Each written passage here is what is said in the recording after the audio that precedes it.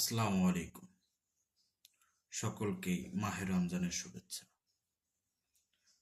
বাংলাদেশ একটি দুর্যোগপূর্ণ সময় অতিবাহিত করছে। 5ই আগস্টের পর বাংলাদেশে হত্যা, খুন, ধর্ষণ, ছিনতাই, চাঁদাবাজি সহ বিভিন্ন অপকর্মের স্বর্গরাজ্যে পরিণত হয়েছে। বাংলাদেশ যেখানে স্বাধীন 1971 সালে দীর্ঘ 9 মাস যুদ্ধ করে 30 লক্ষ শহীদ, 2 লক্ষ মা বোনের সম্ভ্রমের বিনিময়ে যে স্বাধীনতা অর্জন করেছে, আজ রাষ্ট্রীয় ক্ষমতায় কারা কারা আজ দেশ পরিচালনা করছে?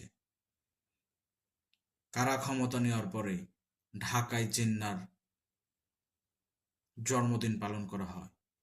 আজ ঢাকা মিরপুর 10-এ কারা ক্ষমতায় থাকা অবস্থায় বাংলাদেশ পাকিস্তানের পতাকা পাশাপাশি রেখে ইফতার কর্মসূচি পালন করা হয়?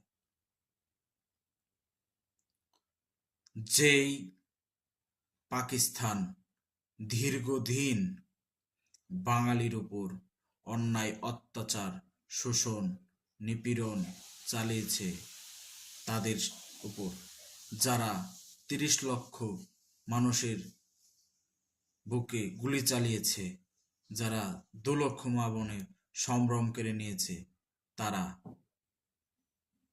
তাদের দেশের পতাকা, তাদের দেশের নেতা জন্মদিন পালন করা হয়। তাদের দেশের পতাকা বাংলাদেশের পতাকার সাথে জুড়ে দিয়ে ইফতার কর্মসূচি পালন করা হয়।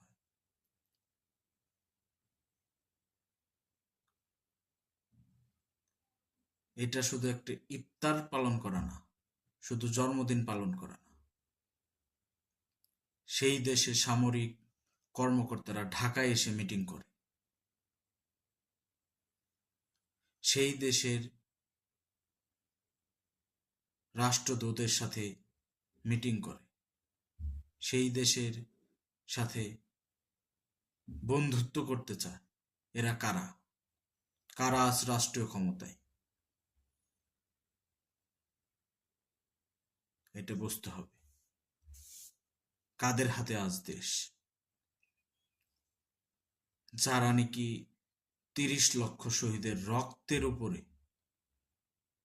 দাঁড়িয়ে আজ স্বাধীনভাবে, স্বাধীন দেশে ক্ষমতাকে কুষ্টিগত করে এই অন্যায় অবিচারের মদত দিচ্ছে, মেটিকুলাসলি ডিজাইনের মাধ্যমে ক্ষমতা দখল করেছে।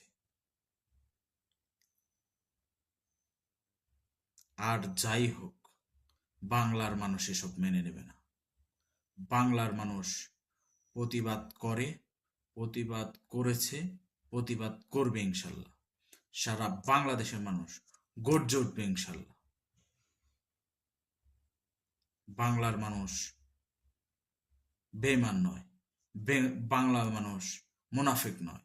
বাংলার মানুষ প্রতিবাদ করেছে, প্রতিবাদ করছে, প্রতিবাদ করবে ইনশাল্লাহ। সকলেই ভালো থাকুন, সুস্থ থাকুন এই কামনা করে এবং সকলকে অগ্রিম ঈদের শুভেচ্ছা জানিয়ে আজ এখানে বিদায় নিচ্ছি। সকলে ভালো থাকুন, সুস্থ থাকুন। খোদা হাফেজ।